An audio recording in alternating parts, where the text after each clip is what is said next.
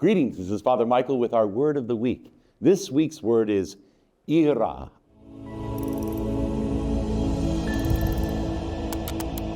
I-R-A.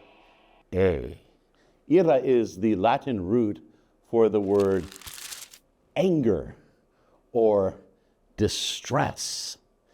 In the gospel we hear today, which remember we're doing all of the year cycle A readings because of the nearly 40 folks who are coming into the church this year here at St. Dominic's through our rites of Christian initiation. And so we read the raising of Lazarus from the dead. Well, what does that have to do with anger?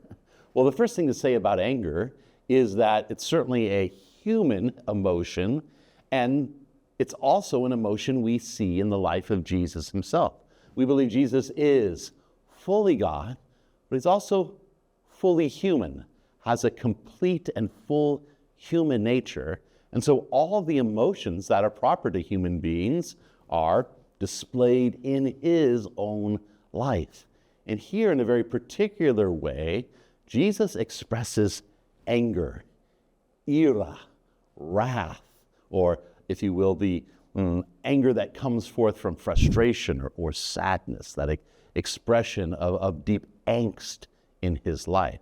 Now, there's lots of places in the New Testament where Jesus expresses ira, anger. In fact, the notion that Jesus is simply compassionate and loving and enduringly patient, all these things are true, but at an emotional level, he never expresses any kind of anger, is simply false. Sometimes there's the old, easy sort of very false narrative that the God of the Old Testament is wrathful and angry, and God in the New Testament, Jesus, is just kind of cuddly and warm and comfortable. Nothing could be further from the truth. Jesus is much more angry, in fact, on a percentage basis in the New Testament than God the Father is in the Old Testament. So divine wrath in the Old Testament, Jesus' ira in the New Testament are definitely not only on par, but since he's fully human, his anger shines through. And you might say, well, isn't anger a sin? Nope. Anger is just a human emotion, and it's proper and, in fact, necessary to be angry. St. Paul says, be angry, but don't sin. Do not let the sun go down on your wrath. Do not let the devil work in your heart. What St. Paul is saying is there's the emotion, but then there is what's fueled by the emotion, the actions we might take in a negative way. How does Jesus express anger in the raising of Lazarus? What does this have to do with anything? Well, anger is the emotion, when rightly felt, directs us towards the fullness of justice or the fullness of healing or bringing something which is off kilter back into kilter, something which is imbalanced into proper balance. Jesus, when he approaches the grave of Lazarus, sees those who are mourning, those who are weeping, and Jesus, touched in his heart, in the deepness of his spirit for the death of his good friends, it says that Jesus' soul is churned up, and he expresses a deep groan, and here in the Greek, of anger, of frustration.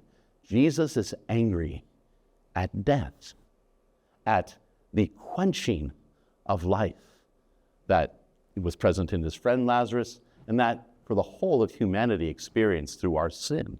Jesus is angry at sin and the effects of sin, death. And so what does he do? He comes and he says to Lazarus, come forth.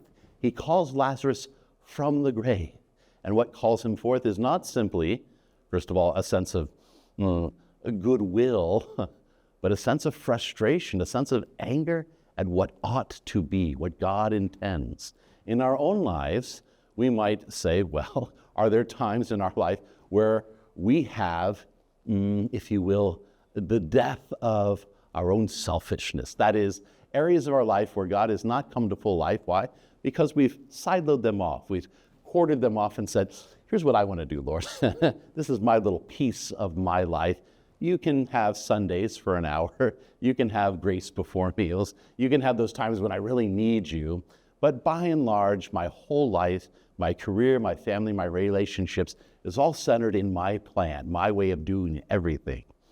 Well, this is where Jesus is going to express anger at our life. Why?